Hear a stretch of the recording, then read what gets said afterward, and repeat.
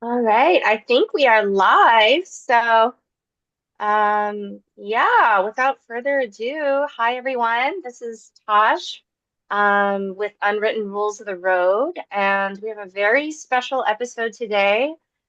We are joined today by my amazing friend, Jan Michael Alejandro. Thank you so much for joining us today, Jan. Oh, thank you for having me. It really, like I said, it takes me out of like the things that are happening right now into a cooler place. That's for sure.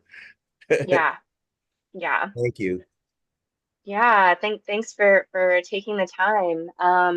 For those of you who are new to Jan, Jan has a very rich history in the music world. Jan started, and correct me if I'm wrong, but uh, you started on your first tour with Iggy Pop Yeah. as a tech. Is that correct? Yes, like I got the call like 30 days after I got married. Wow. Yeah, so I got married December 30th to Muffy, my best friend, of course, and 30th of December, and then I get this call like right around the 8th of January from England, and it was for Bowie's people, and asked if I wanted to join them in Toronto and be a roadie. Yeah, so I said, well, hang on, I have to ask Muffy. So I went and put them on hold, and I went and asked Muffy, and she goes, "You've never been anywhere." You know, her dad was a professor at Harvard and Cornell and stuff, so they've been everywhere. And I've been on the plane maybe two times in my life. And she goes, "Do it, do it." I don't know if she knew what she was signing up for when she said do it. Yeah, join David Bowie and Iggy Pop. Are you fucking kidding me? That's like, and I honestly, at the time, I wasn't a big Bowie fan. I knew a couple of his songs. I knew maybe one song of Iggy. I knew the Iggy and the Stooges. I wasn't a punk fan. I was really a funk guy. It was like I was soul and funk, and yeah, that was my upbringing. But hey, this was cool. The money that they offered me was like more money than I ever made. So yeah, this is great. So did that and met them in Toronto. So that's how it started. That's so wild. So was it like trial by fire where you were learning as you went, or did you kind of have an idea of things when you In first in a started out? sense, okay, so in a sense it was just a little backstory. So I'm a musician, so I know a lot about music and basically how to plug shit in. But then I also was Muffy and I were studio managers at Studio Instrument Rentals in San Francisco at the time of like the clients were Santana and Graham Central Station and Journey was just starting. Dewey Brothers were big. Just a ton of people like that in our studio. So we did everything, setting up and managing the studios, doing all the PA and all of that shit. So I knew a lot of stuff. In fact, that's how I met the people that called me. Is one time, somebody said you should ask them if they ever need somebody. Just talk to them and say you want to go out. And at the time, I didn't want to go out, but I did it anyway. I asked somebody. So yeah, so when I got there, it was really funny. And when you say, did you learn or trial by fire? Yes, absolutely. Because I went over there, took care of the drums, and then when we got to the hotel, they were having me get all everybody's luggage and take them to their rooms with the bellman, right? And so I gladly did it. I was making good money, for the 70s. This was 1977. I was making like $700 a week. That's, if you like found out how much that was worth now, it'd be a good chunk of money, right? Yeah. Oh, in fact, many times I found out that I was making as much as a musician was making, So anyway, so that was cool.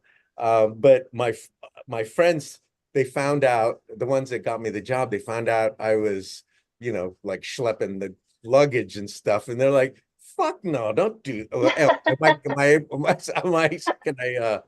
Can I? Oh, yes, please feel free. Sorry. Yes. Uh, uh, hey, when my grandson was younger, I had to pay him $1 for every time. He was rich after he was hanging out with me and Muffy. Anyway, uh, so I stopped doing that. That was cool. And the cool thing about joining that group at that time was I met uh, David Bowie, the musician, the piano player, not David Bowie, the superstar. And he was so cool. And Jimmy, Iggy, we called him Jimmy. He was very cool too. And there was only a few of us in the group, like in the touring group, and so we all hung out together. Uh, it was really a lot of fun. And the drummer was Sales. I can't think of his first name, but anyway, the two Sales brothers. I watched their dad when I was younger, Soupy Sales, right? He was a comedian, fucking funny comedian on for kids. He shouldn't have been for kids, but it was funny. Anyway, so the Sales brothers, and they turned out to work with David again with Tin Man. I don't know if you know that. I didn't really follow that, but they were talented. They were super talented. So that was fun. And Iggy, they were all just fantastic. If a show wasn't like going well, David would do an interview with Jimmy on the radio the day before. Next thing you know, sold out, sold out venue. People, oh, David's gonna be there. So what a great experience for me to travel for the first time to places like Boston, New York, Chicago, Cleveland, all of these places that you hear about at first class. We stayed with the artists, I mean, we just traveled together and it was a lot of fun. So that was my experience in New York. Um, well, ask me questions. I'll be fucking going on and on. So No, this is awesome. I love it. And like I said, I feel like you're a treasure trove of just so many stories and, things behind the scenes that I think a lot of people don't even think about. Because, when you think about a, a, a large artist or a tour, I personally love like everything that goes on behind the scenes. Like it's yeah. amazing to see the setup and the tear down and all the things that go on to make a show happen, Well, you know? yes, absolutely. And it's so amazing. If I have it, I would read you a poem I wrote about that, but I'll do that later on if you have time. Please, yeah, But, that would be great. the thing is, that was different in those days. And nowadays with Beyonce and, Lady Gaga and, Coldplay and there's A, B, and C, artist, band, crew, and they usually don't travel together, even like we did. I mean, there was one time on David's tour where we were going from LAX to Tokyo, and he just rented the whole top of a 747, the first class, and we were all up there just partying. And there was only like maybe 14 of us or 15 in that particular entourage. And we got to go and sit behind the pilots while we were going across the Pacific Ocean. You don't get to do that shit. You can't do it after 9/11. You can't do that anyway. Yeah, But yeah, that's sort of stuff that we were able to do. I'm sure like right now, there's other, you know, techs or roadies or, production managers that do travel with the artist in a private jet or something. I'm sure there's some groups that do that, but for the most part, it's not like that anymore, and that yeah, changed some time ago. yeah. Well, like of all the tours that you've been on, like, okay, this is a very broad question, but if you were to give advice to somebody who's traveling, and on tour, What are some things to think about? Okay, so that's another thing that was different. So, and I'm just going to say it because everybody knows it anyway. So in the 70s, if you're traveling in the 70s, you know, it's like you didn't have time for, well, first of all, if you're a musician and you want to just like record in your room or something like that, that you might have all of these tools, Pro Tools or whatever to do that. Nah, fuck. We were like, where's the bar? We're the drugs. We're all, that's what it was all about. And all you knew is that you had to get up, make sure you were packed and make that next plane. It's different now. It's all different. Yeah, I think. I don't know. Maybe I'm out of it and I have no idea that, people are partying that much. But then we did. And, we all say, oh, yeah, no regrets. And we're glad we survived. So, I mean, as far as if I would give any, like, look at, if I would give any advice to anybody, I would say, take care of yourself, take care of each other, take care of yourself, watch what you eat. I had just recently, I had a triple bypass like 3 years ago, or quadruple bypass. Fuck, I had a quadruple bypass. I had fucking problems with my liver, just all kinds of health problems. I'm healthy now, as you know, because like I'm on my 300th and 320 or something like that bar method, which is where I met you, which is yeah, right. I mean, we may have been taking those classes together for a year and didn't know we were taking classes together, which is silly. But anyway, I just really all about really taking care of myself. I still have vices, like, like this, you know, but fuck, I'm 71, I'll be 72. And there was this whole thing about, okay, alcohol causes cancer. And my wife is like, yeah, look at this. And I'm like, what? What am I gonna do? Well, Mother Nature got rid of, my stash. I had probably, I would have to say, several $1,000s worth of single malt liquor in my studio that I just cherished.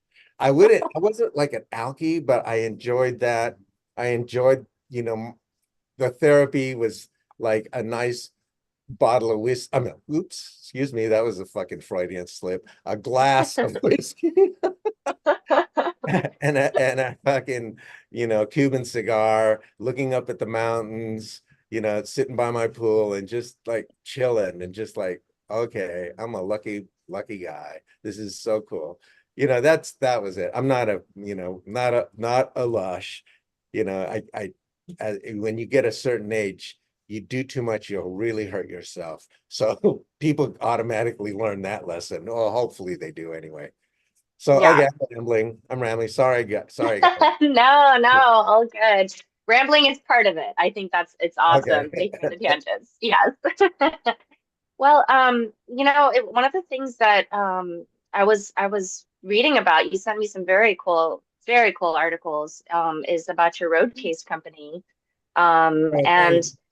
I love the inspiration that you were talking about the ergonomic design and thinking about like packing, like the actual packing of it, because that's such a like space consideration is a real thing when you're actually like packing up gear and things like that. So, Yeah, we've yeah, so sometimes, well, there's plenty of people out there that kind of know, exactly how they want to pack their trucks. There's like, are you a band that's going to do club gigs that you're in a van, or you're in a van and you're pulling a trailer, or you're in a bus, or a box truck, or a semi, or flying. It's like all kinds of different things. So we know all that. We're going on 42 years this year for this company, but then I was selling uh Muffy and I were selling cases way before that and designing cases way before that. And yeah, so people do come to us. I think one of the things I find very frustrating is a lot of the younger guys, not all of them, but some of the younger guys, they are not, they don't want to hear what I have to say, which is fine. Okay, you know what? I'll just I'll make you whatever you want, you know, and that's it. Sign here and I'll make you whatever you want, you know. And sometimes Yeah. it's like, hey, this shit didn't my, you know, these cases didn't fit in my car. And I said, I don't even know what kind of car you have. What kind of car do you have? Oh, a Toyota Tercel. And I'm like, fuck, you're trying to get a drum set in your Toyota Tercel. Okay, you know, you should, so you try to talk to them first, and some people go, oh, you're giving me too much information. You know, it's like I hear it from Muffy a lot of times. Yeah, these people like they want this, and we're like, oh, well, okay, well, let's, you know, we tried to tell them, but it's not that we know everything. It's just that we have done, we've worked with thousands of, artists and groups, and made thousands of cases. So that's all we're trying to do is just impart what we know. Just try to you know, save you some headaches. Let us try to do this. Muffy is working with Rocket Cargo, and telling her, okay, like we really start to make cases, under 61 inches so it could go on the lower level. That may not mean a lot to certain people, but it's very important to know that. So, you're not paying a shitload more money to get your stuff across the ocean, whatever, so come to us. We're not assholes about it. We'll be, we want to, I don't care if you're buying your first case, one case, or 100 cases. We treat everybody the same. We love our customers, and we just, we want to work with them. And so that's our thing. Muffy right now is, we're seeing that there's probably going to be a lot smaller things going on, like it was Van's Warped Tour, right? So that's coming back. We were working with Van's Warped Tour when they first came out, and that sort of thing is coming back. It's smaller, it's like not all bands can afford to, they're not all working arenas or stadiums. It's like Muffy thinks that it's going to be coming back to clubs. And Hmm. so she wants to really work with them, make things a little less expensive, affordable. So you're not carrying stuff in, egg crates and keeping it in the original cardboard boxes, and she's starting a program where she is going to rent with my daughter Arlene, rent cases. So we want to try to really fit people's budgets and not, treat everybody like, they're the Beyoncés and Coldplays and stuff like that, although, keep those orders coming, please. No, it's very appreciated. I myself am an independent musician, and I am one of those people that, I do the club gigs, occasional festivals, but we travel in our van with a trailer. Yeah. And so for artists like me, which there's many of us, it's very appreciated and so important to protect our gear. We've actually been asked, like, well, what is it that you do to protect your gear? And that's something that a little investment goes a long way, because you don't want to have to keep replacing your gear with every tour that comes. And regarding the truck pack, okay? So if somebody says, look, we have this size trailer, or we have this size van, we'll work with you to design the cases. So you have the whole back line, you have wardrobe, you have all of this stuff, and we'll try to get it. If it's possible to fit it all in that van, or then we'll make it happen. We'll work with you. We're not going to treat you like you're dumb because it's your first tour. You know, Yeah. I was asked to from our friend Benny Collins, who we knew from 70s, and he worked with Michael Jackson and several people, just a ton of people. He's gone now. Love him, miss him.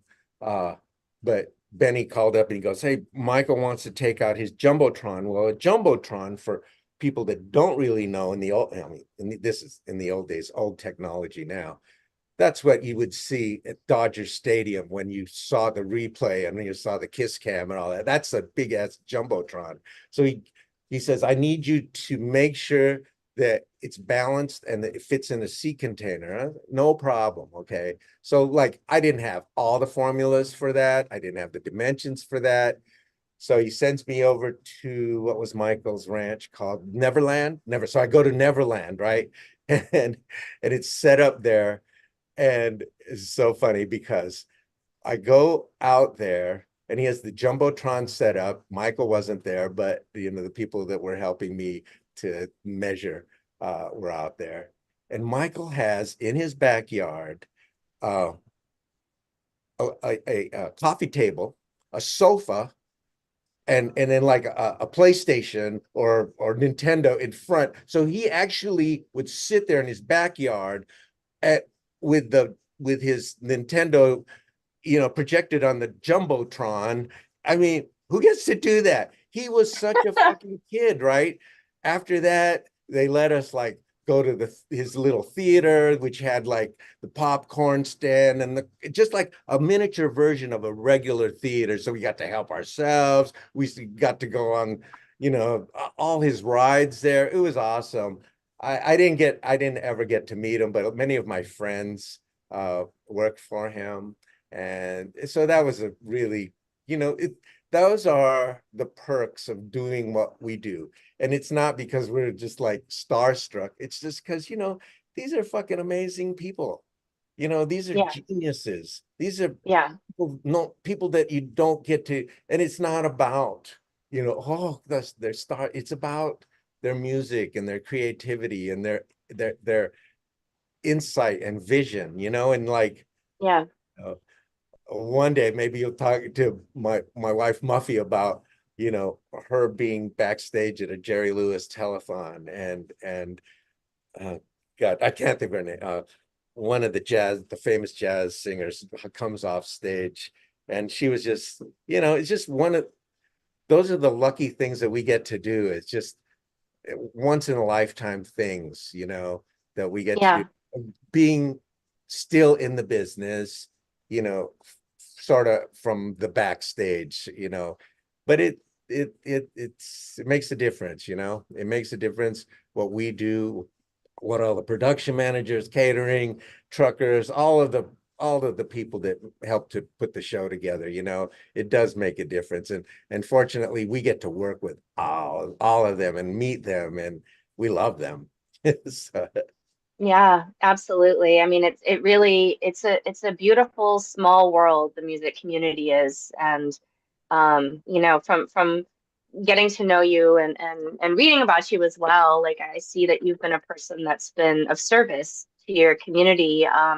Yeah, you sent over an article that I thought was just remarkable, that you donated a kidney to Reggie McBride, and I yeah. just thought that was incredible. I mean, Yeah. wow. Yeah. So, okay. So what happened was Reggie had been working. So uh, Reggie and I were in a band together, but be, but he's also played with George Harrison, Elton John. He's on many albums, Stevie Wonder. He had shit. You should have him on the fucking show. He's got stories. He told me the first time he met Stevie Wonder, he was in a hotel room, and Stevie just started wrestling him. Like, like what? And he has great stories about James Brown too. And anyway, so Reggie was working with oh shit. I'm I God, I just lose my train of thought sometimes, especially right now during the I shit understand. going through. Anyway, Barry Manilow. So he was working with Barry Manilow, and he called up every once in a while. He called up for cases, even though we're friends. We're also, he's the musician. I'm the case maker, so he's my customer. Hey, Reggie, how's it going? He goes, it's going all right. I said, what kind of case you need? And he goes, I need a portable dialysis machine. And I'm like, what? And I've made those before for like rich people who can afford to take those around. That was in the old days, and now they're getting more readily available. Um, I said, what's going on? He goes, my kidneys are failing. So I said, Mm, I'll give you mine. And he wow. started laughing. He thought I was joking. And I said, no, no, no, really. My friend Jean Schwartz across the street, she lived till 91 with one one kidney. So fuck, if she could live to 91, and and if they think mine is good enough? I was in my 60s at the time, right? And I said, hell, man, if you want an old used kidney, man, I'll give you mine. So it took 3 years because the musicians union insurance did not want to pay for it. They would rather pay for dialysis, which cost a shitload more. Uh, Yeah. but finally it happened.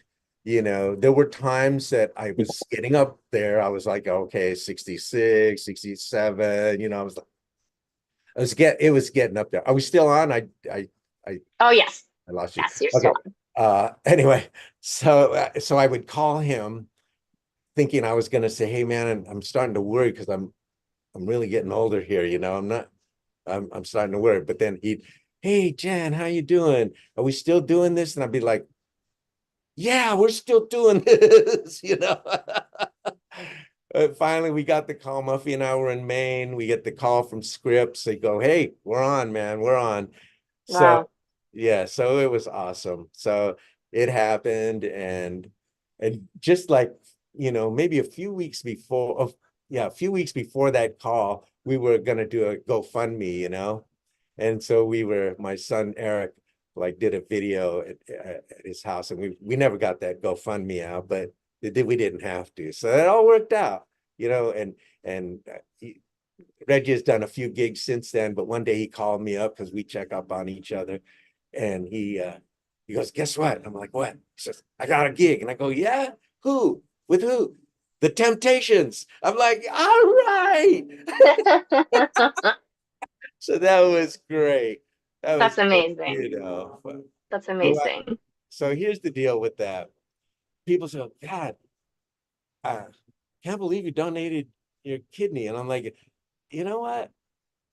You would do it." And they would go, "No, I wouldn't." I said, "Yeah, you would." "No, I wouldn't." And I thought more people would like be so open. I have another friend who is in some of my plays. I'm not going to mention his name because I'll just say Christopher. But he also donated. And so that was really cool. And then I have a couple other friends whose wives donated to them, which is awesome. And they're in the music business too. And they're all doing well. So Yeah. any of your audience out there, there's many people that need kidneys. So, I mean, you'd be surprised. And look I'm 71 going on 72. I still drink and I'm healthy. Man. So if you can go Yeah. out there and if you could donate a kidney to a friend or do it. I'm saying do it because it'll change your life, their life, and your life. You're just gonna you'll get paid back in so many ways, so do Yeah. okay. That was my public announcement for today. Well, I think it's really beautiful that, because not everybody would be willing to do that, honestly. And I think that's really beautiful that you are the kind of person that has that kindness and generosity of spirit that would do that for a friend. And Yeah, that's amazing. thank you mom and dad for instilling that in me. That's I travel a beautiful. lot. I travel a lot on plane. I do. I travel like I'm in New York 4 or 5, 6 times a year and at different places. So I travel a lot. So I think, okay, well, donating is my way of being the last one on the plane. What does that mean? That means that I think with my upbringing and all that, that I would let other people get out of the plane before me. But I have no idea. I could be like, "Oh, fucking plane's on fire. Get the fuck out of my way." Pushing old ladies out of my way so I can get out first. So this is my way of being the last person off the plane. Yeah. Yeah. Like Well, you're, by the way, Mary is saying hi. And Mary sending some love. Pichet, Mary, Yes. Yes. she's a Yes. yeah. Yes. She Um, had a hard year last year. So Mary, I love you so much and think aw, about you all the time. And thank you for joining us. And I hope we see each other again. Last time we saw each other was in Portland, and I hope we see you soon. yeah. Yeah. And just real quick to William. William is mentioning that he is blind. Thank you so much for tuning in. And I think you're having a little bit of some tech issues. So Scott, if you Okay, wouldn't mind to take a look at that. okay. But I wanted to go back to just the fact that you were talking about being the last one, off the plane, and you mentioned a GoFundMe, and I just wanted to, to bring up the fact that you just lost your home in the fires. Oh, And oh yeah, that. sorry to bring that up. But I feel like for people who are givers and who have been so generous, sometimes you kind of forget to receive. That can happen. And just sort of a reminder, and just a shout out to the community for those who are new to Jan. Jan, this remarkable person, and so wonderful and kind to his community.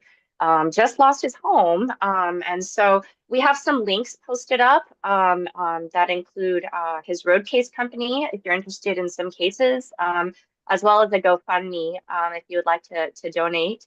And these are different ways that we can support Jan. How are you doing? How are you and Muffy Oh doing? gosh. Okay, so when you collected like 50 years of shit, not just shit, so a lot of really priceless things, family heirlooms, just like a ton of stuff. If you lose all that stuff, you could get really emotional about it. Yeah, But my wife and I have not cried about that. What I've lost it, or which I told you, is like talking to a friend and all of a sudden just realizing how much love we have. Oh God, I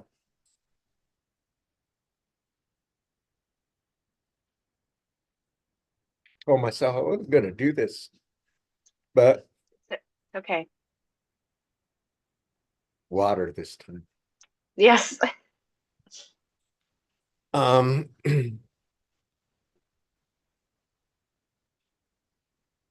Phew. And really, this is all about the love and friendship. yeah, Anyway, yeah, you yeah, get, but I just yeah. thank all my friends and for just reaching out. Absolutely. It's you are a person who is very easy to love. Shit. I told myself I wasn't gonna do that. It's okay. Such a You are fucking baby. no, understandable. Completely understandable. I I can't even imagine. Well, honestly, my heart goes out to all the people. If we were the only ones that lost our house, it would be different. It was like, oh shit. Yeah, But yeah, so many people, and also many people who don't have the resources that we have, who don't have the friends that we have, who don't have insurance. There's many people out there, and those are the people that really need help too. Muffy and I really did not, we we weren't going to put up this um GoFundMe, but my daughter Stephanie, bless her heart, she's a health caregiver, and she thought about where she grew up, her house. She thought about her sister Arlene, who also lost her house. So she did this, and it's like I couldn't we couldn't say don't do it, but honestly, like I said, I'm wearing the same tennis shoes as I walked out with. Muffy had like two things on a hanger when we got yeah, to the hotel, you know. So we will definitely use it, even though, but also, if people can help other people out there that really need it, that's awesome too, that would be great. Yeah. yeah, So yeah. thank you. I just wanted to tell you that you're getting some wonderful love. Delia Ruiz Oh yeah, is sending love from yeah. Alvin and Delia. Oh yeah. So Alvin is, let me tell you about Alvin and Delia. they live in my hometown of Palm Springs. They are my really good friends. Alvin was my best man at my wedding, but he was also like instrumental in, helping me when I first went to Hollywood. He played with Little Richard and then Eric Burden and George Harrison and Elton John. He's the one that introduced me to Reggie. It wouldn't, there wouldn't be this whole thing with the kidney thing if it wasn't for Alvin.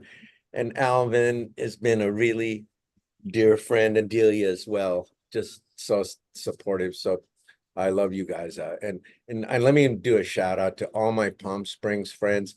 I lived in Palm Springs from elementary through high school, and there's for some reason we have all stayed. Mary, she's from Palm Springs, and her brother Billy Steinberg, who's also, he's a Hall of Fame songwriter. He's also from Palm Springs too. It was funny because we reached out to him to see if he had to evacuate because he's in LA. And I said, hey, yeah, this was on Tuesday. Why don't you come stay at my house? We have a back house where you could stay. Little did I know. It's like, little did I know. It's a good thing he didn't come. So anyway, but yeah, my Palm Springs friends, I got to make a shout out. And everybody, I just really, now that I have my shit together, I can talk about it. The fucking outpouring has been so intense, so humbling. I want to say that it's overwhelming, but I don't even want to use that word. That's part of the feeling, but it is humbling, and it's just really hard to take sometimes because you just had no idea that maybe you had this many friends, or that people really cared, and especially in this time when there's so much fucking hate. Just the other, like last year, I was worried about Asian hate. It's like I have to look around, make sure I was so now when there's so much hate, it's like really more intense that when you get this much love. So I Yeah. just want to thank everybody for really coming through for us, from free meals and uh, clothes and everything. It just like it's awesome, and thank you so much. And I will pay it back. I will. Muffy and I will always pay it back. And just so you know. So thanks. I think that's amazing. And again, like, going back to the fact that sometimes it is overwhelming to receive, um, especially sometimes good stuff. You, like you were saying, you get used to sometimes some negativity, right? And then you start receiving the love, and you're like, whoa, okay. And it's like it's intense. It's very Yeah. intense, And and people have said, look, let us do this. We want to do that. And I Mhm. suppose it's like, let me do what I did for Reggie because I wanted to do it. I really Yeah, did. And if I wasn't going to be able to do it, I would have, like I told people, if it didn't happen, I would have been in a very dark place that I couldn't help him, you know? And, yeah. you know, so anyway, so that's how the world, turns, I guess. I'm seeing some more love for you in the chat. We're getting really sweet messages. Here's one from Annette. Thanks, Says, "Hi Annette. Jan. Yeah, Thank you and Muffy for being my decades-long friends since the 70s. Love you both dearly and sending you both so much love and courage during this difficult time and always." yeah, Annette, her son Miles, and her husband Rocky were our good friends in the 70s. We all kind of grew up in rock and roll together. That's Yeah, awesome. That's yeah, awesome. that's cool. Yeah. And so let me just also say that I want to shout out to the people that helped me. If I do we have time? Oh, we have plenty of time. Yes, Okay. absolutely. Yes.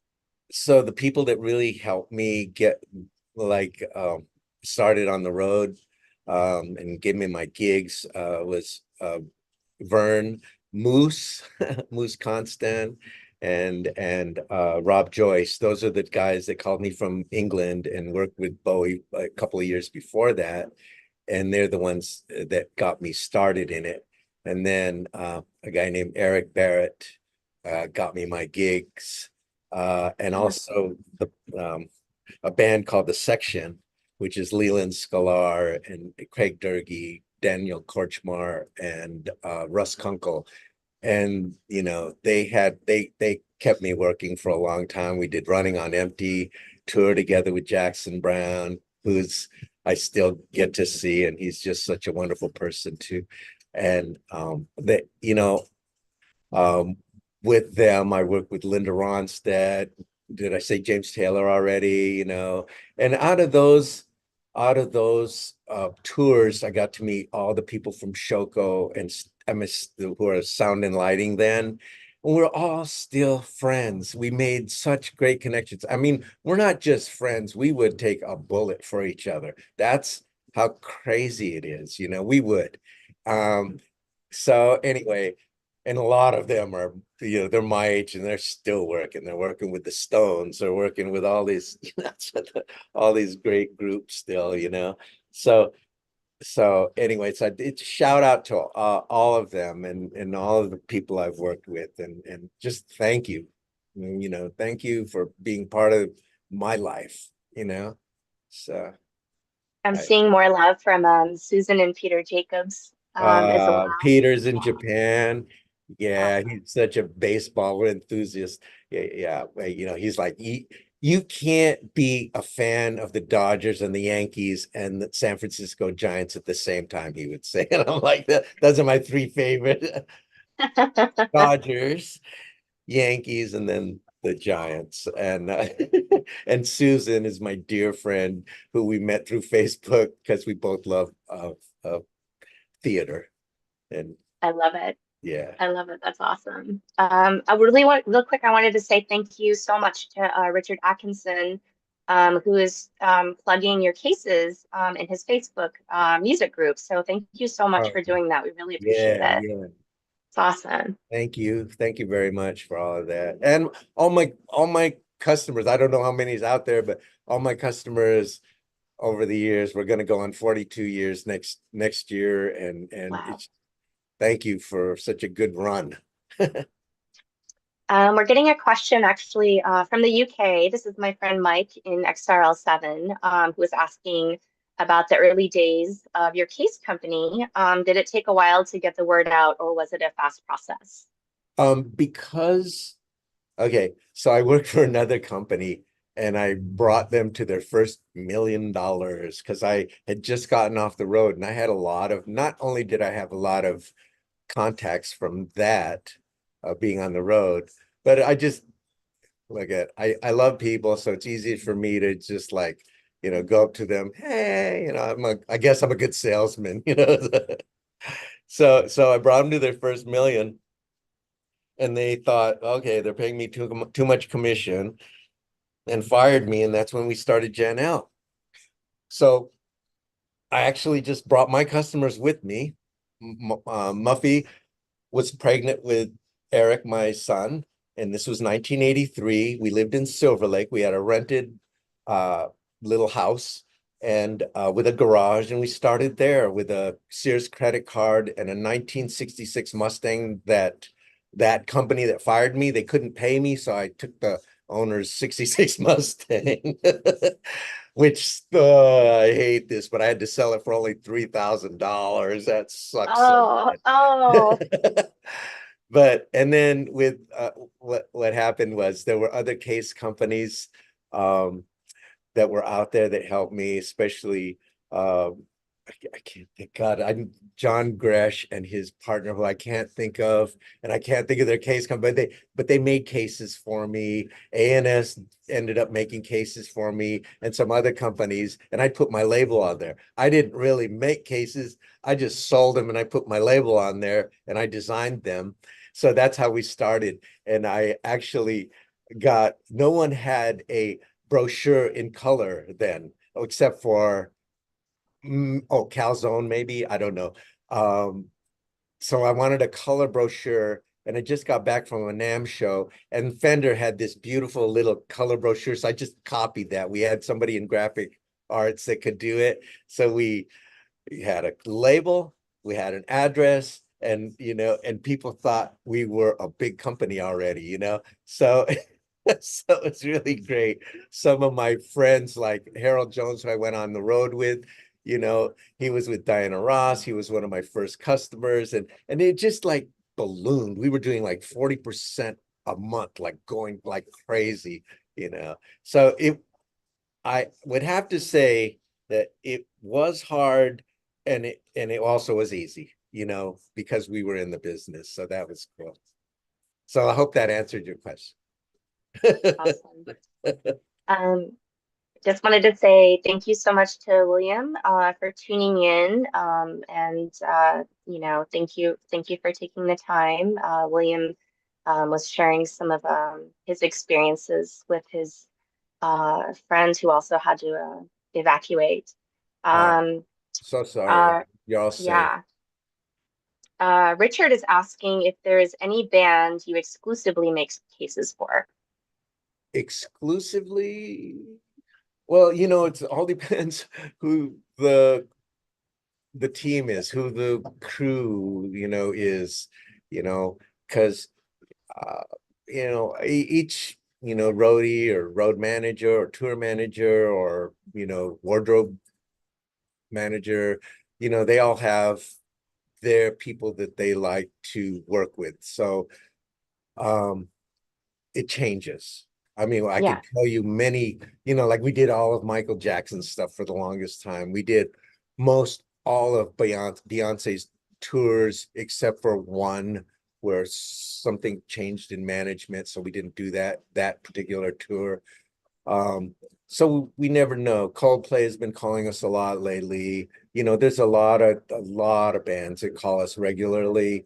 My friend Alex with Lenny Kravitz. And Alex came over and gave us gift cards and stuff for my dogs. He just dropped in, it that's just wonderful. And so let's see. We do, like we have for now, we do all of the Major League Baseball teams.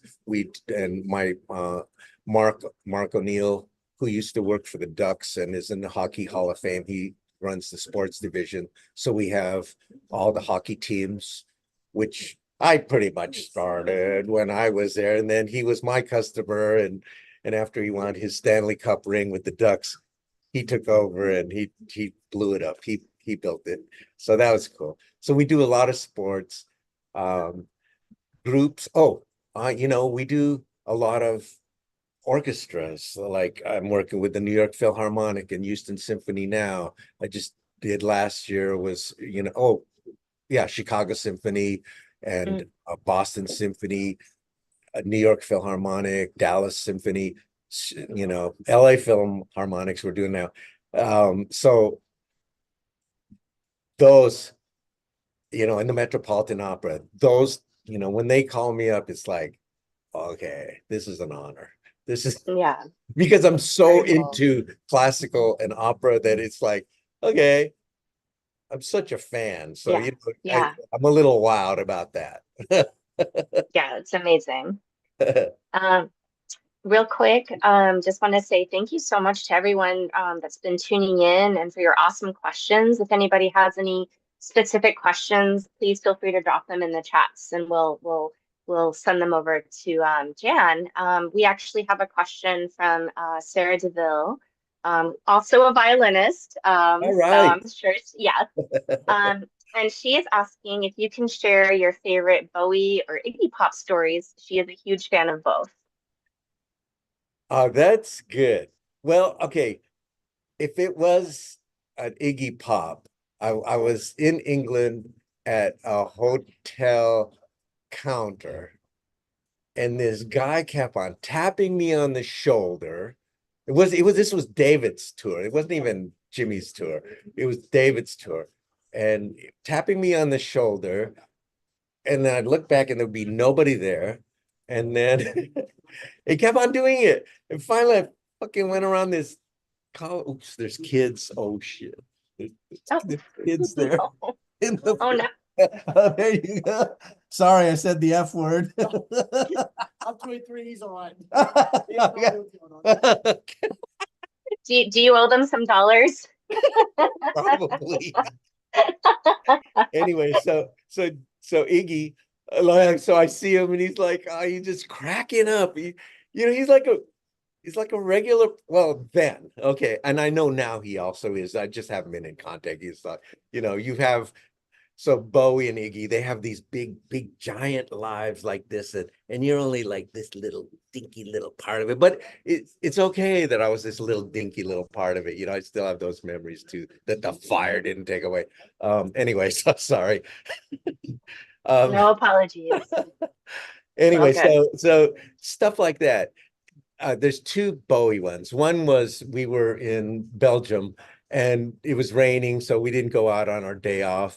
And David comes in with a portable turntable and a comedy record. I can't remember. It was a comedy record. He puts it on, and it was so funny. Oh, National Lampoon. It was like it was like, and it's just stuff like that because we would just like hang. We would we would like go out and do stuff on days off all the time. Two more stories. One was in San Diego after our first gig on the um, uh, Heroes Tour. Um, we were at the hotel, and I David wanted to still play, so we were in like a Sheraton club, like the bar at a hotel, and so I asked the band that was playing. I said, hey, look, we're with the Bowie group, and they want to jam, and could they borrow your instruments? Yeah. So the whole band got up and started playing, and David started singing, and like there were only a few people in there, and all of a sudden more people, and once they realized it was David Bowie, fucking they oops, I did it again. Shit. Oops, I did it again. Oh, We just have to keep a little jar next to you. Your little swear jar. that's what okay. Once the people figured it out, it was like Tony Masia and God, I can't remember this other bodyguard's name. They had to actually carry him out. They had to carry David out. Wow. That's And we do wild. that every once in a while. We like would do that. Like they would ask me to talk to the band, and like we would be in Australia or something, and we would do that. They love doing that, and so that was fun. And the last Bowie thing was I hadn't worked for him a long time. Carlos Alomar, uh, invited us to Spiders from Mars. I think it was no glass spiders, or I don't know, can't keep up. It was in Anaheim, and we saw the show, and we were back at the hotel waiting for Carlos. And David, Muffy and I had our kid by then, and we had a babysitter. So we were sitting at a table, and David sat down with us and said hello and said our names. I hadn't worked for him for 3 years, and he asked about our son, and then he didn't know his name, but he asked about the Case Company, and we were blown away that he remembered all these things, and we hadn't worked for him in so long. Um, that was cool. That was cool. And one last thing.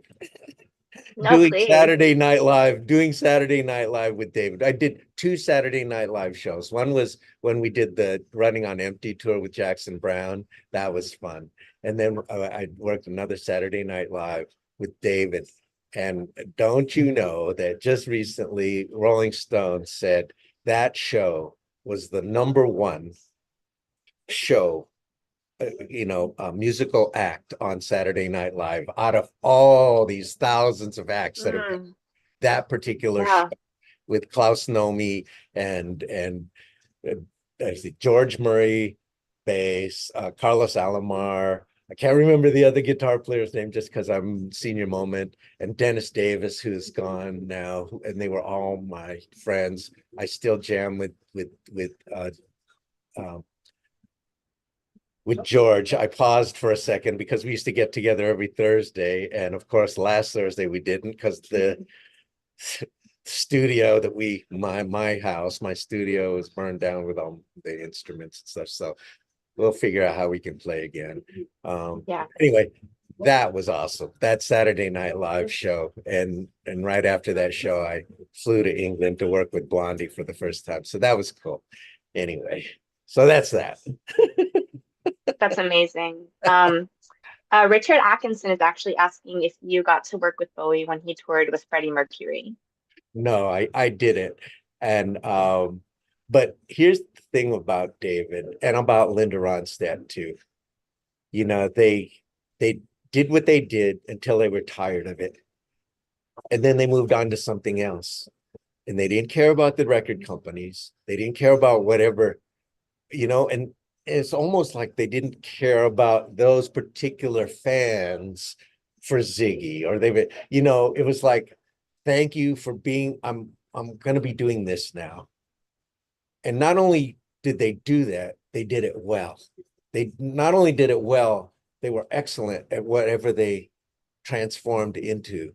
Linda Ronstadt was an amazing, this makes me tear up too, because she can't sing now, but she's still amazing, and she's still out there. But God, she had such a beautiful voice, and if she was doing, canciones de mi padres, I think it's called, so the Spanish stuff from her childhood, or Nelson Riddle, or Pirates of Penzance, she could pull it off. There's not many could do that, and not many who could do that because of the record labels. They were like, oh no, I better not. It's like, Hmm. they did it. And thank God, she had Peter Asher, who would just like, who was another talent. Thank God she had Peter Asher, who you know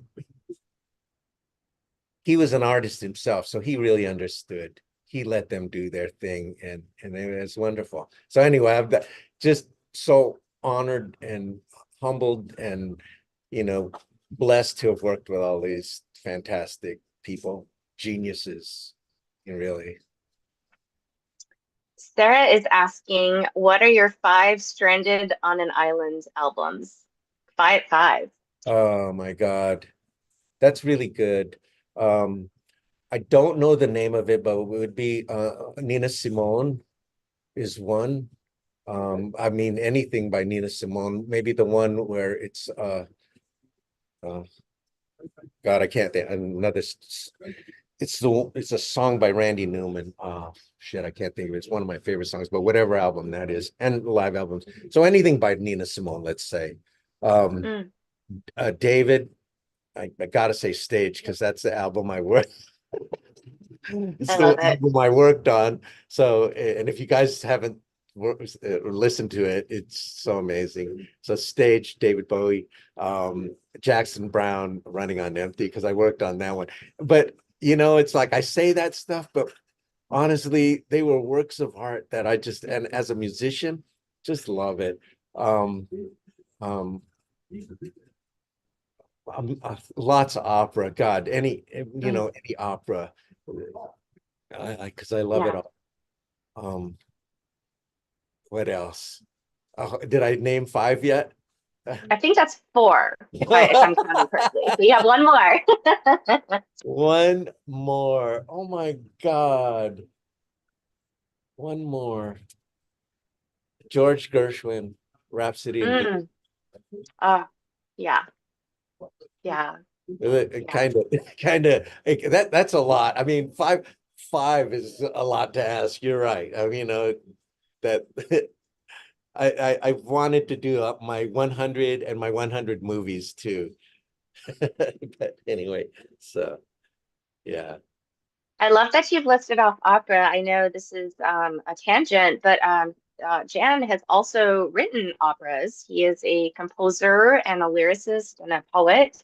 And you've written musicals and operas, and I think that's just amazing that you're such a multi-dimensional artist and creator. So, Well, anything on deck right now? well, let's see what happens now, because I have Yeah. no more instruments, but I have a laptop, Yeah, and yeah, so, I've been thinking a lot about, I have some unfinished operas and unfinished uh, musicals and plays, and I love writing poetry too, which I've been doing a lot of. So I'll probably continue to do that.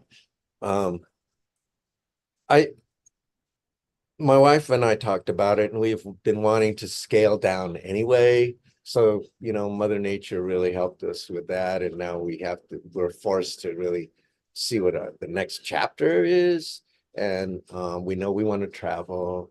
I know I want to write, I know I want to work a little less, but there's no way that I'm going to be able to retire. But that's okay because we do love, the whole, making cases. So that's okay too. Um, so yeah, that's what's on tap, I guess. Maybe we could do something, huh? When you get back yes, to the road. yes. I would absolutely love it. It would be an honor. Yes. I was wondering, well, a couple questions. First, what are ways that people can support you? What are things that you need besides through your cases, through the GoFundMe? Are there any and This other is ways that this people is can? this is really hard. And what Mafia said is that, after all of this, hey, how are you? What about you? All right. Hey, this is my friend. He works here. Hello. Hi, how are you? He's from Brazil. Yes. And he also does karate, kung fu. Kung Fu and Tai Oh, Chi. wow. Yeah. Yeah, I did for a Very long cool. time. Yeah, competitions, and I have many medals. I did for a long time. It was that's part of me, you know. Yeah, That's amazing. I love watching it. yeah, it's nice. That's Yeah, nice. I love Yeah. it's to watch, beautiful. you know, like Yeah. the history, the philosophy around Kung Fu and China nowadays. For me, it's super special. Yeah. All right. Well, All right. thank you. Good to Nice see you. meeting. Huh? Good to see you. We'll Good to see be you too. leaving. I don't know how much longer. Well, we found a place in Fullerton, so I hope you guys. yeah, thank you. So nice meeting you. We're Yeah. here for you anytime you want to come back. Oh, We'll that's be here. awesome. All right. Thank you so Have much. fun. Okay, bye-bye.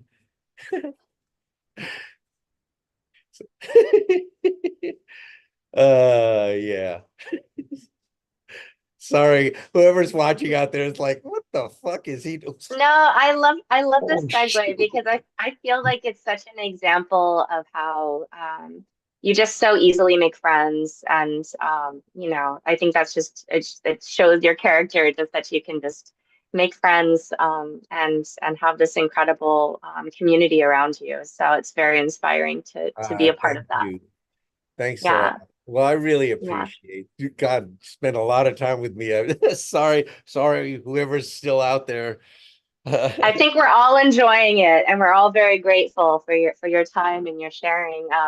I was wondering, you mentioned earlier about a poem you might be willing to share with us, if, Oh, and that's let me only see if if you're I can comfortable with find it. Yeah, of it. course.